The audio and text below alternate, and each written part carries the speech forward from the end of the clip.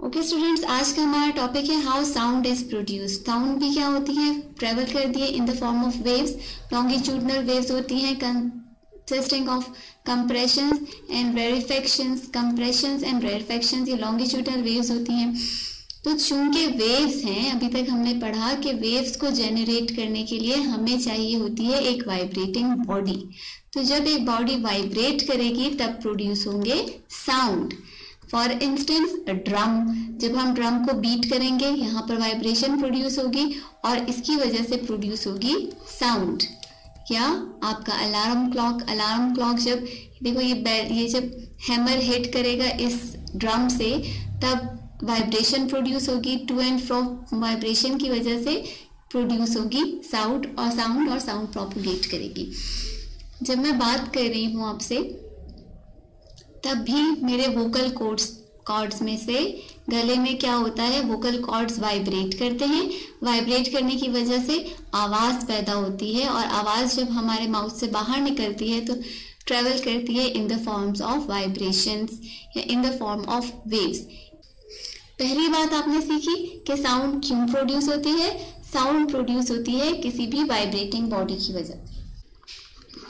Number second thing, sound produce तो हो गई, लेकिन साउंड हम तक पहुंच कैसे रही है, हमारे जो कान है इस तक साउंड पहुंच कैसे रही है। तो साउंड के प्रोड्यूस होने के बाद और कान तक पहुंचने के बाद, लिसनर तक पहुंचने के बाद बीच में चाहिए होता है एक मीडियम। यस, साउंड की वेव्स ऐसी वेव्स हैं जिनको ट्रेवल करने के लिए एक मीडियम की जरूरत होती है। ये मीडियम कुछ भी हो सकता है, एयर भी हो सकता है, वाटर भी हो सकता है, कोई मेटेलिक बॉडी भी हो सकती है। लेकिन साउंड की वेव्स मैकेनिकल वेव्स होती हैं और मैकेनिकल वेव्स ऐसी वेव्स होती हैं जिनको प्रोपोगेट करने के लिए, आगे की तरफ बढ़ने के लिए किसी मीडियम की जरूरत होती है। अमूमन ये मीडियम क्या होता है, एयर। अब बच्चों, प्रोपोगेशन के लिए तो हमें पता चल गया कि हमारे पास एक मीडियम होना चाहिए जो प्रोपोगेट करेगा साउंड की वेव्स को।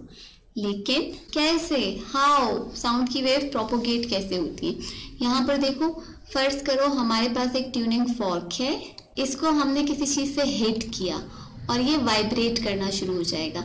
हम इसके दो पॉइंट्स बना लेते हैं, एक इसकी मेन पोजीशन O, ये आगे की तरफ वाइब्रेट होगा और पीछे की तरफ वाइब्रेट होगा और A और B के बीच में ये वाइब्रेट होता रहेगा, A to B and B to A। जब ये वाइब्रेट होगा तो असल में हमारे पास जो एयर है, एयर में क्या चेंजेस आएंगे। जब ट्यूनिंग फॉर्क O से A की तरफ आएगा तो ये अपने जो आगे हवा है उसको पुश कर देगा। पुश करने की वजह से जो इसके करीब की हवा थी उसमें पैदा हो जाएगी कंप्रेशन।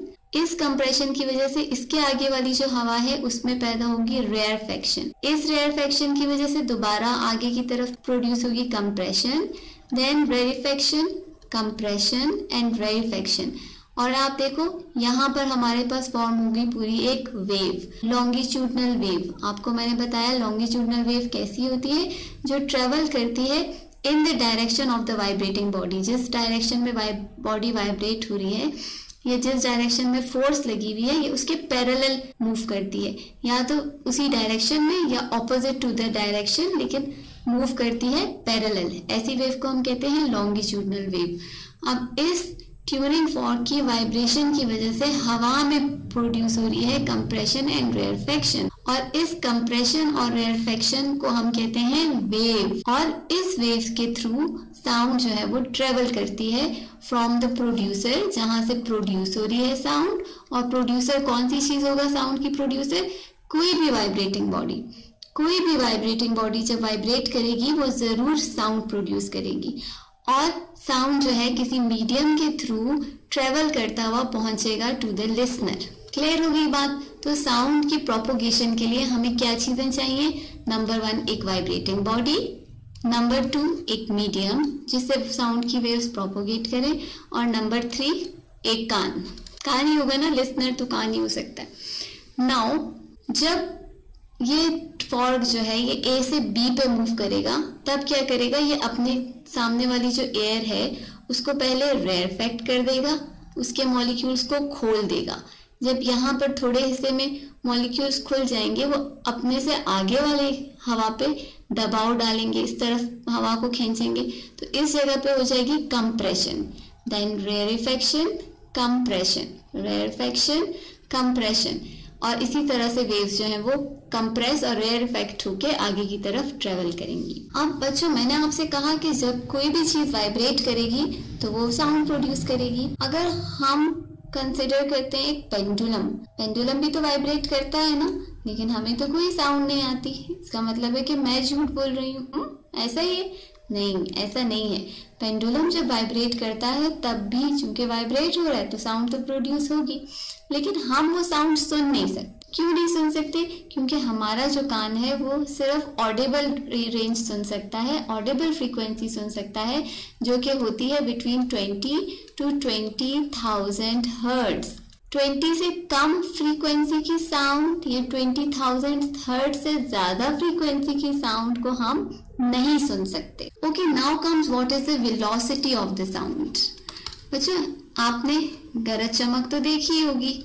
जब बादल आपस में टकराते हैं और गरज चमक होती है तो हमें पहले क्या नजर आती है? लाइटनिंग, और बाद में हमें गरज चमक की आवाज सुनाई देती है।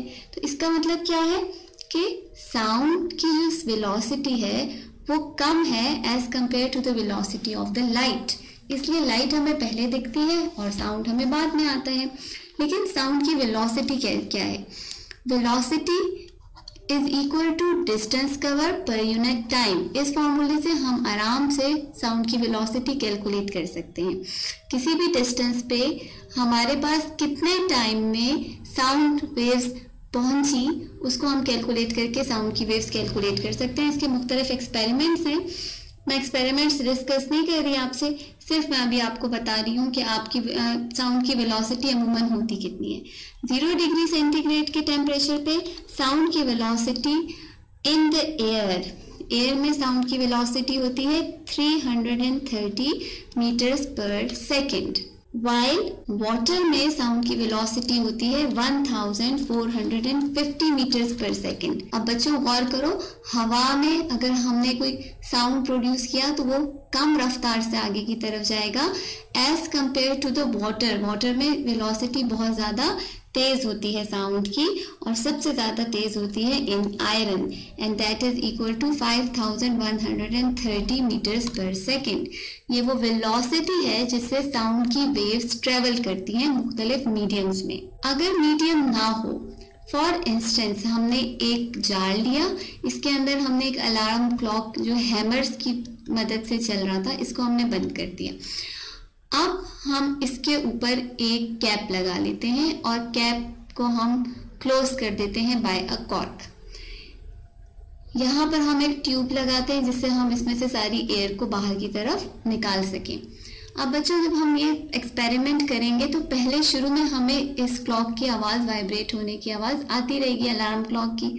लेकिन जैसे जैसे हम इस सिस्टम के अंदर से एयर निकालते जाएंगे तो आवाज़ कम होती जाएगी, और जब एयर बिल्कुल ख़त्म हो जाएगी इस सिस्टम के अंदर तो हम ये तो देख सकेंगे कि हैमर जो है वो स्ट्राइक कर रहा है, लेकिन हमें कोई आवाज़ नहीं आएगी। इसका मतलब क्या है कि आवाज़ को ट्रेवल करने के लिए एक मीडियम की ज़रूरत होती है। जो हमारा सन है ना, हमारा सन, इस पे हाइड्रोजन बॉम्बिंग हो रही होती है हर वक्त, जो है fusion bombs and fission bombs, इसकी वजह से ये इतना ज़्यादा गर्म एंड हॉट है। बट हमें इसकी हीट तो पहुंच रही है और हमें इसकी लाइट भी पहुंच रही है, लेकिन वो जो खौफनाक से बॉम्ब ब्लास्ट हो रहे हैं उनकी हमें आवाज़ नहीं आती। ये क्यों? क्योंकि जो हीट एंड लाइट हैं, these are electromagnetic waves. Electromagnetic waves can travel without any medium, किसी मीडियम के बगैर ये ट्रेवल कर सकते हैं, but the sound waves can not. Sound waves को ट्रेवल करने के लिए एक मीडियम की जरूरत होती है। ओके बच्चों, then comes characteristics of sound. देखो, साउंड्स दो किस्म की होती हैं, एक तो अच्छी और दूसरी बुरी। अच्छी से मतलब क्या? एक रिदम में साउंड, एक अच्छी सी आवाज़ जो कानों को अच्छी लगे, जैसे किसी चिड़िया की आवाज़, किसी मुर्गे की आवाज़, या बारिश की आवाज़, या किसी सॉन्ग की आवाज़। लेकिन बाद आवाज़ें होती हैं नॉइजेज। जो नॉइजेज होते हैं उनका कोई कैरेक्टर नहीं होता, लेकिन ये जो हमारे पास एक म्यूजिकल साउंड होती है, इसका ये जो ऐसी रिथमिक साउंड होती है उसको हम कहते हैं म्यूजिकल साउंड, और म्यूजिकल साउंड के कुछ कैरेक्टर्स होते हैं। नंबर 1 कैरेक्टर म्यूजिकल साउंड का होता है loudness. How are you going to define loudness? Loudness होती क्या है? Loudness enables us to distinguish between faint and a loud sound. Loudness जो होती है साउंड की वो क्वालिटी होती है जिससे हम डिस्टिंग्विश कर सकते हैं कि आवाज लाउड है या फेंट है, मध्यम आवाज है या तेज आवाज है। लाउडनेस जो होती है वो मुख्तलिफ चीजों पे डिपेंड करती है। Number 1, loudness depends on the area of vibrating body. Area of vibrating body मतलब आपके पास एक बड़ा सा ढोल है, अगर उस ढोल को आप बजा रहे हो तो तब कितनी आवाज आती है, और अगर एक छोटी सी ढोलकी है उसको आप बजा रहे हो तब किस किस्म की साउंड्स प्रोड्यूस होंगी। ये जो बड़ा एरिया होगा, जितना ज्यादा बड़ा एरिया होगा उतनी तेज साउंड प्रोड्यूस होगी। सो लाउडनेस जो साउंड की तेजी है वो डिपेंड करती है number 1 to the area on the area of the vibrating body. The larger the area of the vibrating body, the more loud the sound will be. Number 2, amplitude of motion. यही drum, अगर इसके ऊपर हम कुछ थोड़े से rice के grains रख लें, फर्ज करो, और आप इसको हल्का हल्का बीट करो कि राइस के ग्रेन्स थोड़े थोड़े वाइब्रेशन की वजह से क्या होंगे, ऊपर की तरफ बाउंस होंगे। तब आप नोट करना आवाज कितनी आ रही है, लाउडनेस कितनी है, और फिर ढस ढस जोर से इसको मारना कि एक चावल के दाने ऊपर ऊपर तक उछलें। ये देखो, अब ये जो चीज होगी ना, ये होगी इसकी एम्पलीट्यूड। ये जो वाइब्रेटिंग बॉडी है ये किस एम्पलीट्यूड से ऊपर की तरफ वाइब्रेट कर रहा है, इसका मैक्सिमम डिस्टेंस कितना है मीन पोजीशन से, उसको हम कहते हैं एम्पलीट्यूड। तो जितना ज्यादा एम्पलीट्यूड होगा वाइब्रेटिंग ऑब्जेक्ट का, उतनी ही तेज आवाज होगी या आवाज की लाउडनेस उतनी ही तेज होगी। एक तीसरी चीज जिस पे लाउडनेस बहुत ज्यादा डिपेंड करती है वो है हमारी एज, हमारा कान कैसा है। अगर कान ठीक है तो वाइब्रेशन हमें लाउडनेस सही सुनाई देगी, और अगर कान ही खराब है तो फिर वाइब्रेटिंग एरिया ज्यादा हो, एम्पलीट्यूड ज्यादा हो, कुछ फर्क नहीं पड़ता। एक और चीज, distance from the vibrating object. आपका डिस्टेंस कितना है? अगर आप वाइब्रेटिंग ऑब्जेक्ट के बहुत करीब खड़े हो तो फिर तो जाहिर है लाउडनेस ज्यादा आपको फील होगी, लेकिन अगर आप दूर खड़े हो तो लाउडनेस आपको उतनी ज्यादा फील नहीं होगी। ये सारी चीजें मैं डिस्क्रिप्शन में लिख दूंगी, याद आपने वहां से करनी है देख के properly. Then second quality of the sound is pitch of the sound. Characteristic of the sound is the pitch of the sound. आपने ट्रेन की विसल सुनी होगी, बेबी को रोते हुए सुना होगा, औरतों की बातें, आदमियों की बातें। ये प्रॉपर्टी जिसकी वजह से हम डिस्टिंग्विश कर सकते हैं एक बारीक श्रिल आवाज को और एक फ्लैट आवाज को, इसको हम कहते हैं पिच ऑफ द साउंड। जिस आवाज की फ्रीक्वेंसी तेज होती है ना, फ्रीक्वेंसी तेज होने का मतलब उसकी फ्रीक्वेंसी ज्यादा, फ्रीक्वेंसी ज्यादा होने का मतलब क्या है कि उसका वेव लेंथ कम होता है। अमूमन जहन में रखो, एक बारीक आवाज जैसे किसी औरत की आवाज होती है या बच्चे की आवाज या चीखने की आवाज, ऐसी आवाज को हम कहते हैं this is a shrill sound. और इसकी क्या ज्यादा होती है? फ्रीक्वेंसी। जब भी फ्रीक्वेंसी ज्यादा होती है इसका मतलब होता है कि वेवलेंथ कम है, ठीक है। वेवलेंथ, शॉर्ट वेवलेंथ की जो वेव्स होती हैं उनकी फ्रीक्वेंसी ज्यादा होती है। और अगर हमारे पास एक फ्लैट साउंड हो, जैसे एक भारी आवाज, आदमियों की जैसे आवाज होती है, उसकी वेवलेंथ ज्यादा होती है और उसकी फ्रीक्वेंसी कम होती है, इसलिए ये आवाज हमें फ्लैट फील होती है। So the pitch of the sounds depends on the frequency of the sound. Pitch किस पे डिपेंड करती है? फ्रीक्वेंसी पे। और पिच होती क्या है? property of the sound by virtue of which we can distinguish between a shrill sound and a flat sound. Greater the frequency, higher the pitch. Lower the frequency, lower the pitch. Okay, then comes echo. What is echo? बेटा आप लोग जब mirror में अपना reflection देखते हो, reflection क्या है कि लाइट की वेव्स जो हैं वो आपसे टकरा के मिरर पे जाएंगी और मिरर से टकरा के जब वापस आएंगी, इस फिनोमेना को हमने कहा रिफ्लेक्शन। वेव्स का बाउंस बैक होना from another medium is known as reflection. जब लाइट की वेव्स रिफ्लेक्ट हुई तो क्या बन गया? इमेज।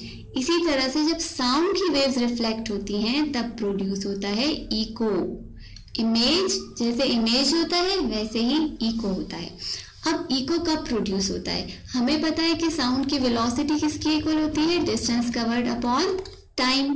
जब मैं आपसे बात कर रही हूँ तो मेरी बात करने का या किसी भी साउंड का जो असर है वो आपके कान में रहता है 1/10 सेकेंड्स तक। इस टाइम के बाद भी अगर आपको मेरी आवाज सुनाई देगी तो इसका मतलब है कि मेरी आवाज में इको प्रोड्यूस हो रहा है या गूंज प्रोड्यूस हो रही है। क्लियर? अब इको कब प्रोड्यूस होता है? नॉर्मल कंडीशंस में इको क्या, किस डिस्टेंस पे आप खड़े होगे किसी चीज से जहां से आपके पास आवाज रिफ्लेक्ट बैक होके 1/10 सेकेंड्स के बाद पहुंचेगी तो आप अपनी आवाज क्लियरली दोबारा सुन सकोगे। That is known as echo. हम ये डिस्टेंस कैलकुलेट करें कि फर्ज करो आप खड़े हो और एक हिल है, आप क्लैप करते हो और आप चाह रहे हो कि आप अपनी इको सुनो, तो आपको इस हिल से कम कितने डिस्टेंस पे खड़ा होना पड़ेगा। आपकी आवाज जाएगी डिस्टेंस, ठीक है, और फिर टकरा के वापस आएगी, तो डिस्टेंस कितना हो जाएगा? 2s। सो अगर हम इस इक्वेशन को रीअरेंज करें, velocity is equal to s/t, so s किसके इक्वल हो जाएगा? v इंटू टी के। यहाँ पर s हमारे पास कितने हैं? 2s, क्योंकि हमने इको सुननी है अपनी, इसलिए हम लोगों ने इसको डबल कर लिया, एक जाने का s और एक आने का distance. Velocity of sound 340 metres per second के लगभग, इंटू टाइम जो है वो कितना है? 1/10 सेकेंड्स। इतने टाइम के बाद जब आपको आवाज सुनाई देगी तो उसमें इको प्रोड्यूस होगा। यहाँ पर देखो ये s जो यहाँ से टू जो यहाँ पर s से मल्टीप्लाई हो रहा है, इसको हम इस साइड ले जाएंगे तो हमारे पास इक्वेशन कैसे बन जाएगी? s is equal to 340 divided by 2 into 10 will give us 20, और ये सब इक्वल हो जाएगा टू 17 मीटर। सो अगर हम किसी चीज से 17 मीटर की दूरी पे खड़े हों और इसके बीच में और कोई ऑब्स्टिकल ना हो, ये ना हो कि बहुत सारी चीजें हो, आप बिल्कुल एक खाली कमरा, ठीक है, इको प्रोड्यूस करने के लिए या तो आपका एक बिल्कुल खाली कमरा हो जिसमें आप वॉल से तकरीबन 17 मीटर के फासले पे खड़े हो, तब आप क्लैप करोगे तो आपको अपनी आवाज रिफ्लेक्ट बैक होके सुनाई देगी। तो इको के लिए नेसेसरी कंडीशंस क्या हैं कि आपके पास 17 मीटर तक के करीब कोई भी और ऑब्स्टिकल ना हो, तब आप अपनी आवाज की रिफ्लेक्शन सुन सकते हो, जिसको हम कहते हैं echo. Then comes the quality of the sound. अगर मैं एक रूम में पियानो, वायलिन, ड्रम, ये सब चीज़ें रख दूँ और हम इनको बीट करना शुरू करें, क्या आप डिस्टिंग्विश कर सकते हो कि ये वायलिन की आवाज़ है, ये पियानो की आवाज़ है, ये ड्रम की आवाज़ है? Yes you can. आप सब आवाज़ों को अलग अलग से पहचान सकते हो। ये कैसे पहचान सकते हो? इन तमाम आवाज़ों की तकरीबन लाउडनेस भी सेम होगी और इन आवाज़ों की हो सकता है फ्रीक्वेंसी भी सेम हो, लेकिन हम फिर भी म्यूजिकल इंस्ट्रूमेंट से निकलने वाली आवाज़ों को या किसी भी दो मुख्तलिफ इंसानों की आवाज़ों को एक दूसरे से अलग अलग पहचान सकते हैं। मैं बोल रही हूँ, आप मेरी आवाज़ पहचानने लगे हो। अब अगर कोई बच्चा आके बोलता है या पीछे से किसी और की आपको आवाज़ आती है तो आप उसको भी पहचान जाओगे। सो ये क्या चीज़ है? This is the quality of the sound. Quality of the sound क्या होती है? This is a property of the sound by virtue of which it is possible to identify a sound of same loudness and pitch but originating from two different instruments। दो मुख्तलिफ instruments में से आवाज निकल रही है, सेम लाउडनेस की है, सेम पिच की है, लेकिन फिर भी आप डिस्टिंग्विश कर सकते हो। ये अल्लाह ताला ने आपको एक क्वालिटी दी है और इस क्वालिटी को हम कहते हैं quality of the sound. May be ये चीज़ जो है वो साउंड पे भी डिपेंड करती है, लेकिन ये आप पे भी डिपेंड करती है। Quality of the sound depends on the wave form. Wave form, किस वेव की साउंड्स प्रोड्यूस हो रही है। देखो साउंड की जो वेव्स प्रोड्यूस हो रही है उनकी शक्ल कैसी है, किस फॉर्म में प्रोड्यूस हो रही है, उससे उसकी क्वालिटी डिटरमाइन होती है। फॉर एग्जाम्पल अगर आप ट्यूनिंग फॉर्क की वेव्स देखो ना, ट्यूनिंग फॉर्क की वेव्स इस किस्म की होती हैं। सिमिलरली अगर आप एक फ्लूट की आवाज़ सुनो तो फ्लूट की वेव्स कुछ इस किस्म की होती हैं, वेव फॉर्म्स इनकी कुछ इस किस्म की होती हैं। तो जो वेव की फॉर्म्स हैं, किस किस्म की वेव फॉर्म्स प्रोड्यूस हो रही हैं, वो उस पर डिपेंड करती है क्वालिटी ऑफ द साउंड। और क्वालिटी ऑफ द साउंड है क्या असल में? क्वालिटी ऑफ द साउंड वो एबिलिटी है जिससे आप डिस्टिंग्विश कर सकते हो दो साउंड्स को, या ये वो क्वालिटी जिसकी वर्च्यू पे आप डिस्टिंग्विश कर सकते हो दो साउंड्स को having the same loudness and same pitch but originating from two different sources. तो डिफरेंट सोर्सेज से अगर आवाज़ ओरिजिनेट हो रही है तो उसको हम कहेंगे, उसको हम डिस्टिंग्विश कर पाएंगे और इस डिस्टिंग्विशन को हम कहते हैं क्वालिटी ऑफ द साउंड।